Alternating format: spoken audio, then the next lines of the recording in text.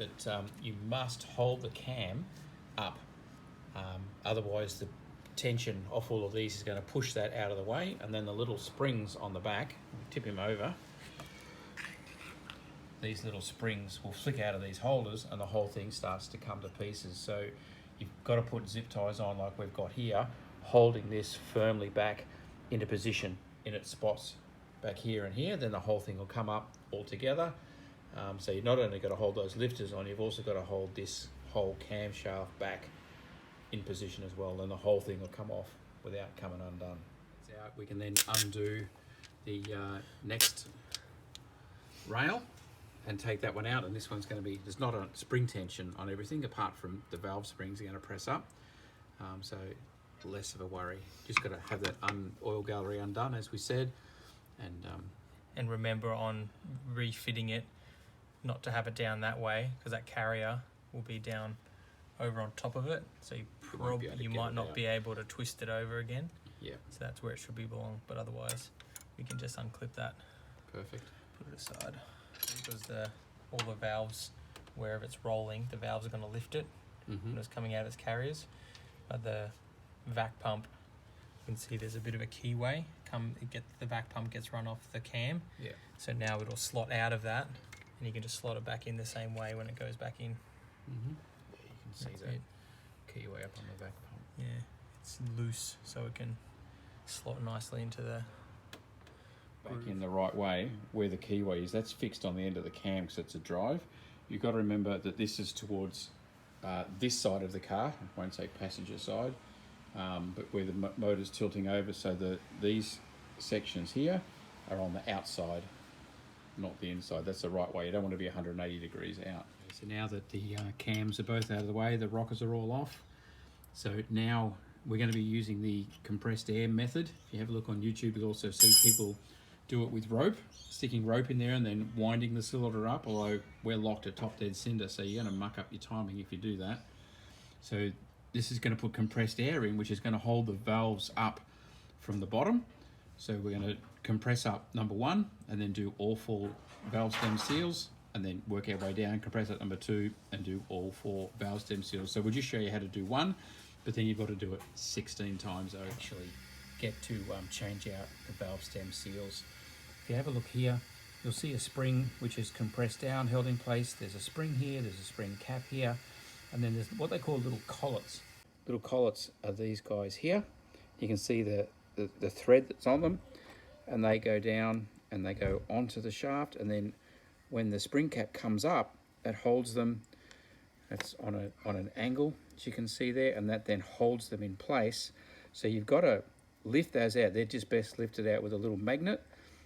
Once you put your spring tensioning tool down, it puts the tension off the spring, so this gets exposed. Then you pull them off with a magnet, left and right, and then you lift the spring out, which is this part here. So the spring and the spring cap then comes out. That's the spring cap sitting on top, and that there holds the collets in place. So there is the valve stem seal down there, and this is the valve stem being held in place by that compressed air, and that's tight. There's no way that's going to move, and we've replaced that valve stem seal. So this is now ready to go back on. We then compress this down and can put the collets back on. Now putting the collets back on, once this is pressed down and over, you shall see on the shaft, if we can get close enough to see it, you can see where the collets, the grooves that are in the shaft there, that's what the collets connect onto, and then hold that spring compressed down in position. Now, spring compressors, the system we're using here with this bracket and bar over the top, you see the amount of variability. You've got different places you can put this bar. It has a lever action spring. So you're just going to have to use the kit that you get. So the way this works, the lever arm swings down, it goes over the spring, you get that in that socket, and then it compresses the spring, and you just line it up like that, and then now you can stick those collets in. Now, a magnetized screwdriver is really good for lifting those in with a bit of grease on it as well, so it sticks. You push one in and then you slide it round, then you push the other one in and then slowly let the spring up, and the spring closes those collets. You make sure it sits properly like these guys here are, and it's in place. This is not the difficult part. Getting them out has proved difficult. They're stuck in there, and of course you've got to be careful not to score the shaft of your valve or anything like that, but they're metal on the outside and there's a little rubber bit on the inside where they actually seal. Now on these ones, that rubber is hard. It's not doing anything at all anymore. But you've got to grab hold of that. The most success we've had is with a big pair of pliers like this, grabbing hold of it on top. But of course there's limited space down in there. As you can see, as soon as you put tension, it just slips off. It's oily and it's round metal. But get a good hold, give it a bit of a twist and pull it out. And out she comes. Valve stem seal off now. And if you have a look at the size difference, this is the new valve stem seal and that's the old.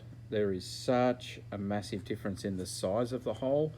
You can see there's a spring on there holding that tight and closed, and that's the same. It's just way bigger. So any thought, once they get to this point, and mine wasn't too bad, but any thought of an oil softening agent like those oil additives, it's not going to bring it in that much, not in a million years. It's not made any difference at all. So unfortunately when these go, they do need to be replaced. So you may or may not want to leave these last two on this side. They're very narrow and very hard to get at to the last or not, but something you do need to know, see where that screwdriver is sitting there? There's another oil gallery there where the water can run down and drain out through to the bottom of the engine. You do not want one of your collets to come off there and drop down and go down that hole. So it's important you know about it. You may not be able to see it while the spring's on, but there is another hole there, and you do need to plug it up, either a piece of paper towel there or something, in case you drop a collet, because you don't want it disappearing down that hole. There's the hole there. You can see the screwdriver's going into it. Right hidden there at the back. We've got 2 to go. All the rest are done. We've just got these 2. We've left these 2 hardest ones to last. The only thing that's going to be hard is getting the collets back on, but by the time you got through to here, you've done 14 already, so you become an expert. All back together. We've got all 16 switched out, all the springs back on, everything's done. So we're starting the procedure, putting things back together. We're putting the exhaust rockers back on to start with, and as I showed you, they're all numbered, so we knew which one, putting them all back in the same spots, so all the tolerances are all the same. So we'll do that for the intake rockers as well, and then we'll get that big cradle sitted on and start putting everything back together. Everything is in reverse order from the way it came. Keep in mind with this job is that there are 4 valves per cylinder, 2 exhaust, 2 inlets, so there's 16 valves to go through. So we have done all of 1, which is there, all of 2, this is around the spark plug, which is there, and I'm on to the last one of 3. I've just taken this one off, so prepare to pull the valve stem off, and then that'll be all of 3, but it just takes time, my gosh, to keep on going and getting them done. I've got the collets off for this one, and definitely using a magnetic screwdriver and dipping a bit of grease to hold it as well is definitely the way to go. And put a bit of grease on the inside of the collet there, so that when it sticks on, it sticks. Definitely helps. Back on, and these there's an oil line clips in back across there as well. All these nuts in the engine, by the manual here, is saying first tighten them down to 5 and then tighten them down to 10 Newton meters. So they're the torque specs for as we're putting all of these cams and cam lobes back on. Tip is that when you're putting this cam carrier back on with the eccentric shaft and so forth, you've got these tubes down here. That's the access for the spark plugs and that the coils go into. You've got to make sure they're both back in before you bolt it all down. It's all torqued to 5 all the way through, and then 10.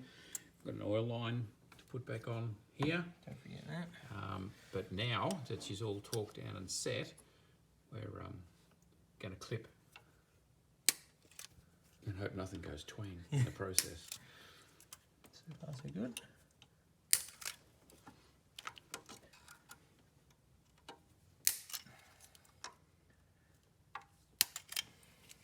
Now, the 2 that are going to hold the cam in, this is very, very important. You do have to hold that cam up so it doesn't come out with all the pressure and all the springs. There's one through here, That's 1, 2 past that lobe, and then the same at that end. There's 2, and then that's the spot where it ties on as well.